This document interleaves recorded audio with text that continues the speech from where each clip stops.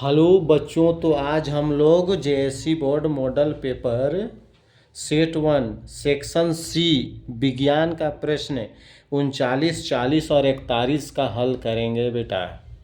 तो पहला प्रश्न है 39 नंबर जो है, सफ़ेदी करने के लिए पदार्थ एक्स के विलयन का उपयोग किया जाता है।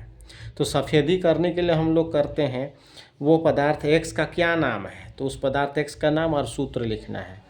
तो पदार्थ एक्स का नाम है चूना या बिना बूझा चूना, बिना बूझा चूना है, बिना बूझा चूना है। इसका सूत्र होता है CaO, CaO calcium oxide, calcium oxide.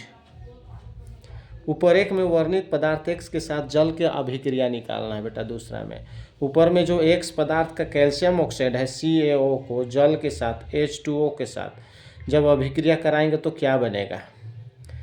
तो जल के साथ अभिक्रिया कराएंगे तो क्या बनेगा। हम जानते हैं कि अभिक्रियाशील समूह में जो होता है लिथियम सोडियम कैल्शियम, ये जल से तेज अभिक्रिया करके हाइड्रोक्साइड देता है, अर्थात क्या बनेगा कैल्शियम हाइड्रोक्साइड यानी CaOH।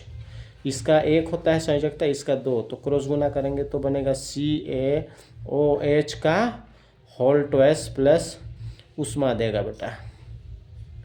तो इस तरह से हम लोग का जो है ऑक्सीजन दो, हाइड्रोजन दो, ऑक्सीजन दो और हाइड्रोजन भी दो, कैसे बाकी ठीक है रिएक्शन। अगला क्वेश्चन पर हल देखते हैं बेटा। अगला प्रश्न क्या बोल रहा है। यदि दो चुंबक क्षेत्र रेखाएं एक दूसरे को एक बिंदु पर प्रतिच्छेद करती है, कहता है दो चुंबक रेखाएं एक दूसरे को एक बिंदु पर प्रतिच्छेद करती है तो वह विरोधाभास उत्पन्न होता है। हाँ, विरोधाभास होता है, ये हो है नहीं सकता है एक जगह।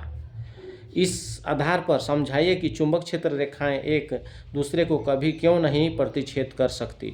तो लिखेंगे दो चुंबकीय क्षेत्र रेखाएं एक दूसरे को एक बिंदु पर प्रतिच्छेद करती है तो उस बिंदु पर क्षेत्र रेखाएं की दिशा स्पष्ट नहीं होगी, क्योंकि हर एक बिंदु क्षेत्र रेखाएं की दिशा अलग होगी।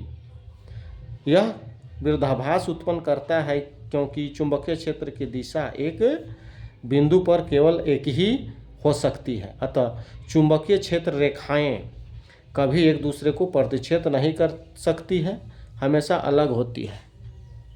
या तो इसका दूसरा आंसर लिख सकते हैं बेटा, दो चुंबक क्षेत्र रेखाएं एक दूसरे को एक बिंदु पर कभी प्रतिच्छेद नहीं करती है, क्योंकि यह एक जगह अगर प्रतिच्छेद करती है तो दो दिशा को दिखाएगी, जो संभव नहीं है। तो ये इसका आंसर है बेटा। अगला प्रश्न है, अगला जो प्रश्न है काफ़ी इंपॉर्टेंट।